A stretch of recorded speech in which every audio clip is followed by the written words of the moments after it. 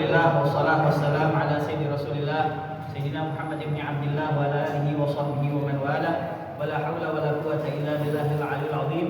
Subhanaka la ilma lana illa ma 'allamtana innaka antal alimul hakim. Rabbi shrah li sadri wa yassir li amri wahlul 'uqdatam min lisani yafqahu qawli wasaddid bihi lisani wahdi qalbi bi jahi Nabi Muhammad sallallahu alaihi wasallam wa alihi washabihi. Allahumma ya ma'alimal Adam wa Ibrahim alimna ilma ma yanfa'una wanfa'na bima 'allamtana wa zidna fahma. Rabbi zidni ilma warzuqni fahma. Amin. Wa inna ta'alluma wa ta'lima wa tahfiza wa fal istifada wal hasba wa tadhakkura wa tadhkira 'ala at-tamassuki fi kitabillahi wa sunnati rasulih wa du'a ila huda wa dalala al-khair ibtigha'a mardatihi wa thawabihi wa taqarrubihi wa qurbihi subhanahu wa ta'ala. Al-qaidah tsaminah asyarah, kaidah yang ke-18 daripada al-qawaid al-fiqhiyah. Idza ta'arada mafsadatani ru'iya a'dhamuhuma dararan birtikabi akhaffihima. Apabila ta'aradu berselisih atau bertentangan atau kontradiksi, mafsadatani antara dua kerusakan, antara dua bahaya yang tidak mungkin dihindari keduanya.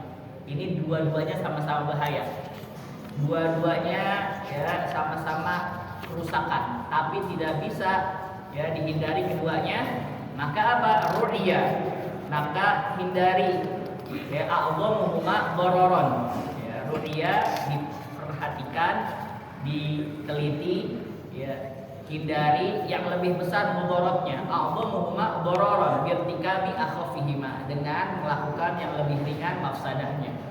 Jadi kalau misalkan ada dua bahaya nih, antara perkara A sama perkara B, perkara A ini bahayanya lebih parah daripada perkara B, maka kita memilih perkara yang B karena mempertimbangkan ya lebih sedikit mudaratnya, lebih sedikit kerusakannya daripada yang A. Ini asal daripada kaidah ini hadis bauli sahabi, hadis bauli al-A'rabi fi marwahul Bukhari di sana ila Anas bin Malik qala. Jadi pernah suatu ketika ada orang A'rab beda sama Arab. Kalau Arab orang Arab, kalau A'rab orang Badui, orang pegunungan. Yang sanadnya langsung bersambung kepada Sayyidina Anas bin Malik radhiyallahu taala. Qala, dia berkata, "Ja'a Arabiyun." Datang seorang Badui. Fabala fi ta'ifatil masjid. Maka dia kencing di bagian daripada masjid. Tiba-tiba ada orang apa?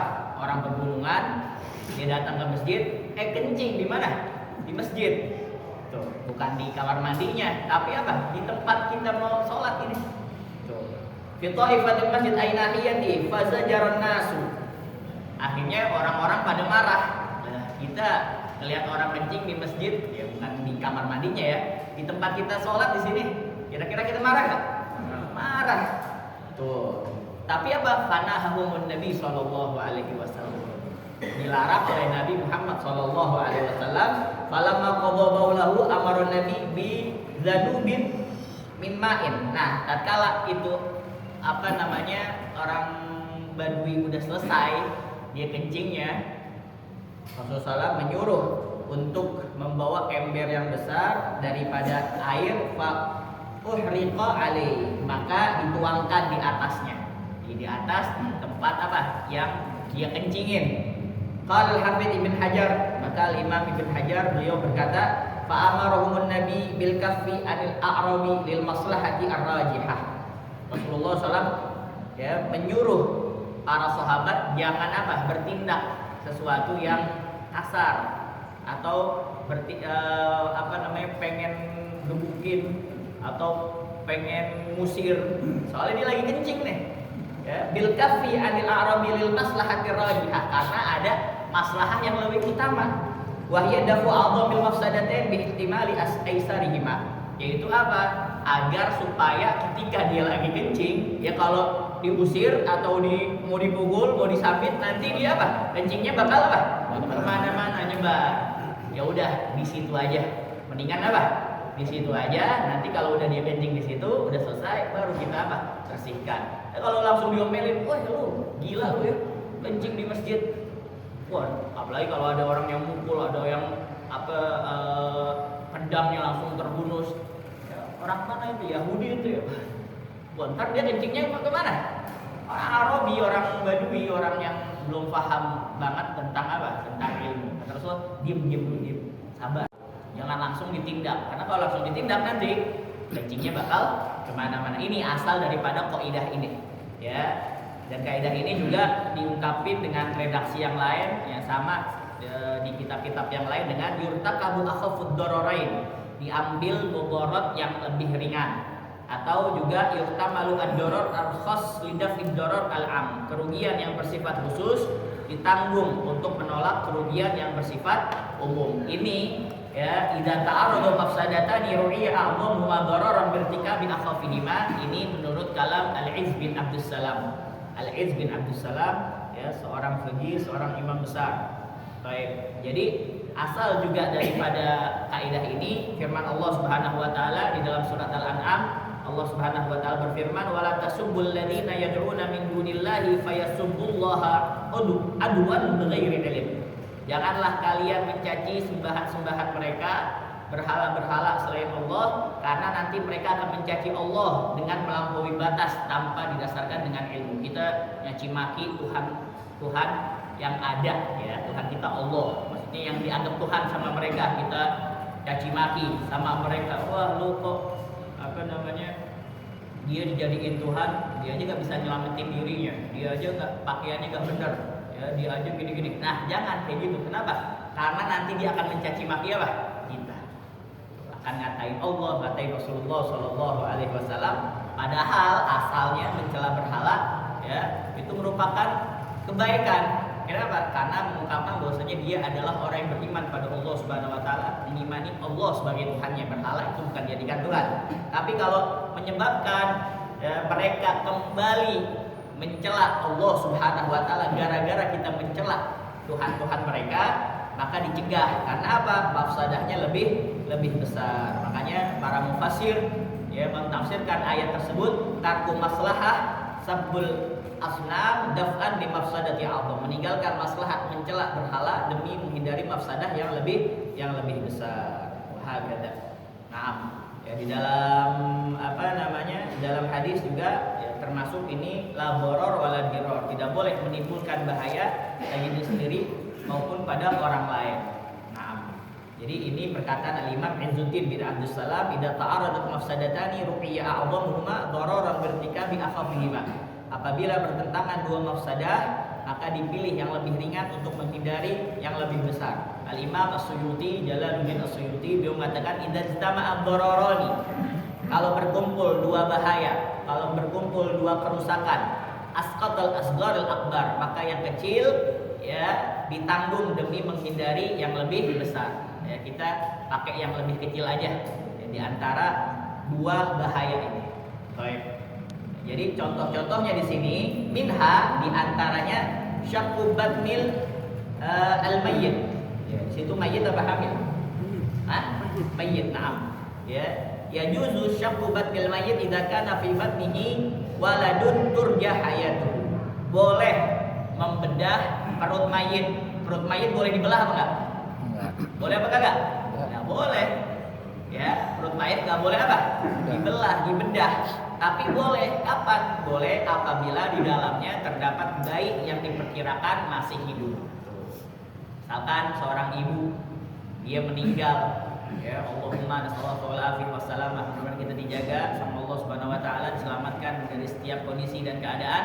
Dia lagi misalkan Allahumma ya, dia lagi naik motor misalkan dalam keadaan hamil tua. Ya, ketika dia hamil tua, akhirnya mohon maaf ya, dia ketabrak atau dia nabrak pohon ya, atau sundul bajai ya, atau dia jatuh ke got ya, akhirnya menyebabkan dia apa? Mati seketika. Nah, yang di dalam perutnya ini belum tahu apakah hidup apa mati juga. Nah, akhirnya pas lagi dokter bilang ini masih hidup, boleh apa kagak? Boleh di situ. Jadi ada dua mafsadah di sini. Yang pertama, membedah jasad mayit. Jadi perutnya mayit itu dibedah, nggak boleh. Boleh apa kagak? Nggak boleh. Dan yang kedua ada takut bayinya bisa diselamatkan ya daripada dibiarkan mayit gitu aja, takutnya ini bayi juga meninggal, makanya diselamatkan dengan membedah. Nah, menyelamatkan jiwa di contoh tersebut ya lebih besar nilainya daripada menjaga keutuhan jasad mayit. Jasad mayit itu wajib untuk dijaga. Gigi emasnya dicongkel kagak boleh. Ya, kadang-kadang kan ada nih mayit orang kaya nih, giginya emas semua dicongkel kagak boleh. Ya, atau kadang-kadang sekarang banyak oknum-oknum yang ngambil ginjalnya. Ya, ginjalnya masih bagus ini, diambil sama dia, dijual ke Kamboja, ke Thailand. Boleh. Ya, waktu itu kan udah mayit dia udah ini tetap kagak boleh. Nah, tapi di lain sisi ada jasad bayi yang masih memungkinkan untuk bisa diselamatkan, maka dipilih mafsadah yang lebih yang lebih ringan. Hikmahnya apa? Ya, hikmahnya ya Islam menjaga kehidupan ya supaya ini bayi masih bisa diselamatkan dan hidup dia. Wahagada ya. Contohnya apa? Contohnya juga kayak kita lihat ibu hamil ya, ibunya ini kayaknya sebelum melahirkan udah meninggal dia. Akhirnya pakai operasi cesar ya demi menyelamatkan bayi yang masih hidup. Mafhum sampai sini? Lah ini kan udah meninggal, kagak boleh dong, nggak boleh. Sebagaimana kita menghormati orang yang masih hidup, kita juga menghormati orang yang sudah meninggal. Apalagi yang orang sudah meninggal nggak boleh diapa-apain. Ya, sebagaimana dia meninggal aja udah sebagaimana dia meninggal gimana? Nggak boleh diambil barang-barang yang ada di tubuhnya. Ala boleh hal, tapi di sini ada bayi ada yang ngandung bayi. Akhirnya di operasi cesar maka boleh. Yang kedua, min hayajuzu syurbul khamri wal maisir. La yajuzu syurbul khamri wal maisir li anna dararahuma a'awamu min naf'ihima. Tidak boleh meminum khamar dan berjudi karena mudaratnya lebih besar daripada manfaatnya. Tidak boleh minum khamar dan judi karena mudaratnya lebih besar. Ada emang manfaatnya, ada manfaatnya. Allah Subhanahu wa taala berfirman, "Yas'alunaka 'anil khamri wal maisir." Ya, mereka bertanya kepada Muhammad tentang khamr dan maisir, judi. Kul, katakanlah, fihima, di dalam keduanya ismun kabir, terdapat dosa yang besar. Wa manafi'ul linnas, ya, tapi ada juga manfaat bagi manusia. Wa ismuhuma akbaru min naf'ihima, dan dosanya lebih banyak daripada manfaatnya. Jadi manfaatnya keuntungan harta, atau cuman kenikmatan sesaat doang. Dia lagi pusing-pusing, dia minum khamr, seakan-akan dia lagi melayang kemana? Ke langit. Ya, padahal kalau udah selesai jatuh juga dia. Ya, orang judi, ya, kata penjudi yang tobat, kalau orang mau menang judi, ya, gimana cara orang menang judi? Ditanya. Ya, cara orang menang judi kagak main. Cara orang menang judi kagak main. Menang sekali, kalah 1000 kali. Dikasih menang sekali doang, tapi kalahnya berapa? 1000 kali. Kenapa kok asik terus? Ya, kemarin 2 tahun yang lalu kali Habib Hanif jelasin secara panjang lebar ya, pas lagi maulid di depan sini. Ya. Banyak ya anak kecilnya dia kerajingan sama game online. Ibu-ibunya beol beli online ya, Shopee ini segala macam. Suaminya judul, Masya Allah. Ada juga yang pinjol dan sebagainya. Nasallallahu alaihi wasallam ya Bismillahirrahmanirrahim. Jadi penasaran. Kemarin gua menang kok, padahal itu udah kaidah umum orang-orang penjudi itu. Ya. Menang kalau dia kagak main. Ya. Menang sekali, kalah 1000 kali. Yang kagak main yang menang. Udah itu.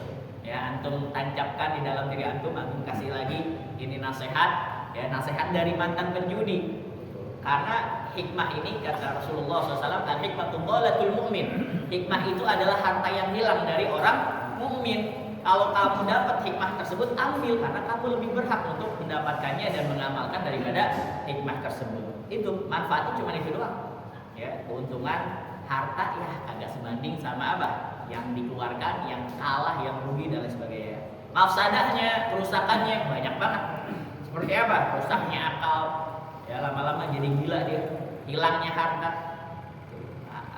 Terus ada permusuhan, nanti konflik rumah tangganya dia, konflik antara dia dengan ayahnya, dengan ibunya.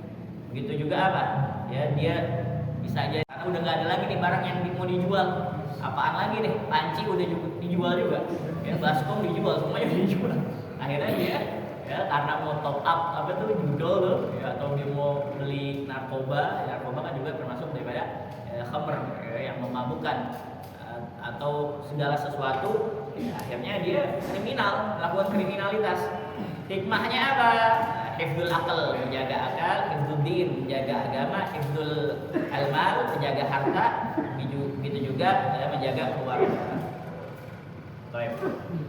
Jadi contoh kita buat sehari-hari yaitu menolak keuntungan dari perjudian atau minuman keras, ya, meskipun ya, secara mungkin zahirnya menguntungkan secara materi. Ini sekali menang dikasih 10.000, nanti 100.000, nanti coba lagi dikasih menang 1 juta. Akhirnya pas dia top up lagi tuh judul kalah, akhirnya kalah. Biasa 20.000 dulu, ya 50.000 dulu, nanti dikasih menang lagi. Ya, sedikit dikasih menangnya, nanti terus penasaran sampai habis semuanya. La haula wala quwwata illa billah. Yang ketiga, syuri'a fiddin. Syuri'a fiddin apa? Disyariatkan di dalam agama al-qisas wal hudud wa al-qisasu ya wal hududu wa qitalu qati'it thariq. Naam. Ya, disyariatkan di dalam agama qisas. Qisas orang ngebunuh harus dibunuh lagi. Wal hudud itu hukum-hukum Allah Subhanahu wa taala yang ditentukan ya oleh syariat. Hudud ya seperti apa? Seperti potong tangan. Ya, dia itu kena hudud kalau dia udah mencuri rubuh dinar. Rubuh dinar setengah dinar. Seperempat dinar. 1 dinar itu 4,25 gram. 4,25 gram. Seandainya kalau 1 gram sekarang ini 2.500.000, kalau 4 gram berarti 10 juta ya, ditambah 25 ya, berarti berapa satu, kalau 2.500.000 seperempatnya berapa? 2.500.000 seperempatnya 600 dah ya, 600-700 ya, betul. Ala kulli hal, kalau dia udah mencuri bangsa 3 juta dah, taruh yang misalnya 3 juta, maka dia kena potong apa? Potong tangan.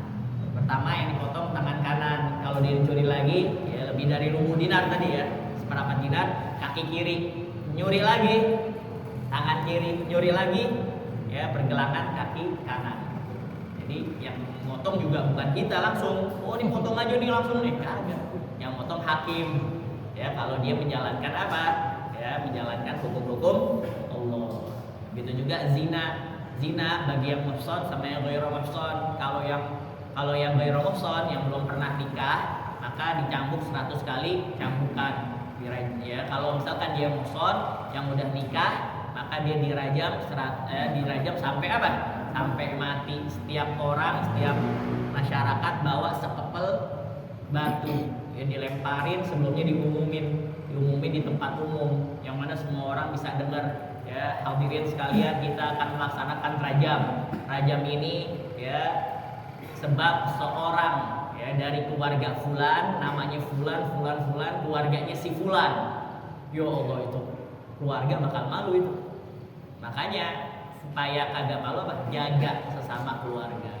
Ku anfusakum wa ahlikum. Nah, jadi dikasih tahu, ya Allah, keluarga fulan tuh, yang fulan yang kayak gitu, fulan, bukan semuanya tahu. Adek lu tuh yang gini, bukan jadi adik gua lagi kan? Ya, anak ente, bukan kerabat, masya Allah. Jadi gitu. Ya, kalau selain madunal had itu takzir. Kalau misalkan ada suatu hukuman, ya perilaku maksiat, ya, atau kriminal yang nggak ada di dalam Al-Quran dan hadis, nggak pakai had tapi pakai takzir. Ala kulli hal itu sangat tafsil dan rinci kalau kita belajar ilmu fikih di dalam kitab Al-Jinayat. Nah, ini syuri'a fid din al-qasas, ya, al-qisas wal hudud wa qital qatil. Disyariatkan qisas, hudud dan memerangi apa? Para perampok. Qitalul qati'i, ya, tariq, ya, perampok, membegal. Allah Subhanahu wa taala berfirman, "Walakum fil qisasi hayatun." Dan pada qisas terdapat jaminan kehidupan bagi kalian. Jadi menghukum pelaku itu merupakan mafsadah bagi satu orang. Mafsadah ya dia nanti apa? Ya dibunuh lagi nih. Ya, atau kena had tadi, dipotong tangannya. Ini kan mafsadah bagi dia. Ya dia kalau misalkan dipotong tangan kanannya dia nggak bisa apa? Nggak bisa makan. Ya, kalau nggak salah pertama tangan kiri dan tangan kanan lupa ya, tangan kiri kalau masalah ya. Ala kulli hal itu mafsadah bagi dia, bahaya bagi dia, kerusakan bagi dia. Tapi membiarkan kejahatan merajalela merupakan mafsadah bagi masyarakat. Tuh, karena itu dipilih mafsadah yang kecil ya demi menghilangkan mafsadah yang besar. Tuh. Hikmahnya apa? Supaya menjaga keamanan, mencegah kejahatan, gitu juga melindungi masyarakat. Jadi ya, memenjarakan pelaku kejahatan untuk melindungi masyarakat dari bahaya yang lebih luas. Dan orang di penjara bukan semuanya kriminal, bukan. Ya, tetapi kadang-kadang menolak nafsu syahwat penguasa. Al-Imam Syafi'i ya pernah dipenjara. Imam Ahmad bin Hanbal pernah dipenjara. Imam Malik bin Anas suruh warin fatwa yang menguntungkan pemerintah, dia nggak mau, dipenjara. Ya, Imam penjara sadis-sadis lah. Ya, banyak. Ya bukan semuanya kriminalitas ya, tapi kadang-kadang ya emang pesanan daripada yang zalim. Baik. Minha diantaranya ya juzulil muttar akhdhu ta'amil ghair qahran. Ini harus fokus ya, jangan salah, jangan gagal paham ini. Ya juzu diperbolehkan ya lil muttar bagi orang yang sangat mutor, sangat darurat sekali. Maksudnya apa? Orang yang sangat kelaparan. Ya, akhdut ta'ami, mengambil makanan. Ya, akhdut ta'amil ghair, mengambil makanan orang lain qahran secara paksa kalau benar-benar darurat. Karena dia udah kagak makan, ya udah kelaparan, ya, akhirnya dia nggak punya apa-apa, nggak punya duit, akhirnya dia ngambil makanan orang lain.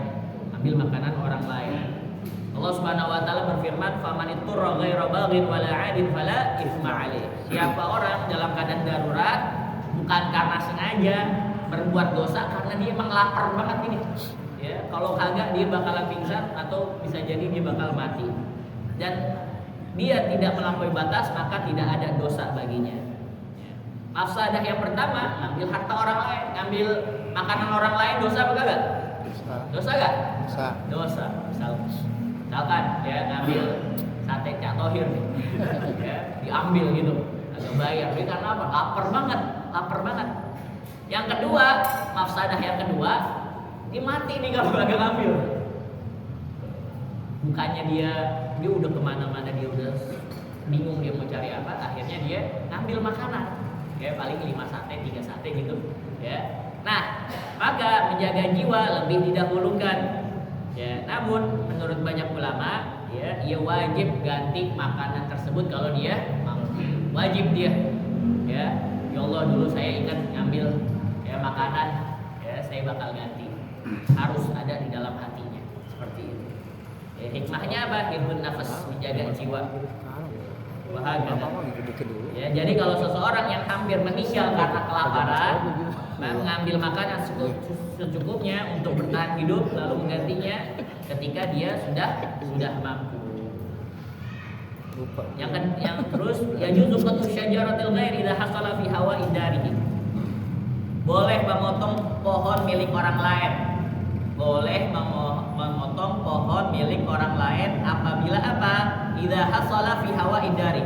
Apabila cabangnya memasuki perkarangan rumahnya dan menimbulkan gangguan sampai udara kagak masuk ya ke rumahnya. Mafsadahnya apa? Kerusakannya apa? Kerusakannya ada 2. Yang pertama apa? Memotong sebagian milik orang ya tanpa izin lagi. Main potong aja. Ini nggak boleh. Terus yang kedua, membiarkan gangguan terus berlangsung sampai dia nggak dapat udara, nggak dapat sinar matahari karena kealingan sama pohon ini atau dia ganggu nih pohon nih. Ya. Nah, dipilih mudarat yang lebih ringan ya setelah pemilik pohon diminta ya untuk coba dong gimana nih solusinya nih tetangga saya yang paling mulia, yang paling baik ini gimana? Wah, saya bodoh amat, ini punya saya itu terserah kamu gimana. Wah, kalau udah kayak gitu kita potong, ya maka tidak mengapa, tidak mengapa karena dia nggak mau. Dan ketika kita minta musyawarah, jangan langsung main potong aja. Ya, hikmahnya bijaksana. Kalau kita yang hakim bijaksana, kita kasih pendapat nih gimana nih, ya ini perkarangan rumahnya pohon masuk perkarangan rumah saya nih, daun-daunnya berserakan setiap hari saya nyapuin, kotor ini segala macam, ya kadang-kadang saya nggak susah mau ngapa-ngapain susah karena ini daunnya ini berantakan segala macam. Jadi nggak mau tahu, ya udah kita potong aja. Ya, hikmahnya apa? Ya, menjaga hak tetangga, ya, menghilangkan gangguan, begitu juga mencegah permusuhan. Atau cabang pohon tetangga membahayakan atap rumah kita. Ini yang paling sering ya. Setelah diminta ya untuk dipotong sedikit aja, dipangkas supaya kagak ganggu atau membahayakan ya bagian yang ganggu, dia nggak mau. Nah, kita potong yang bagian apa? Yang bagian yang ganggu aja.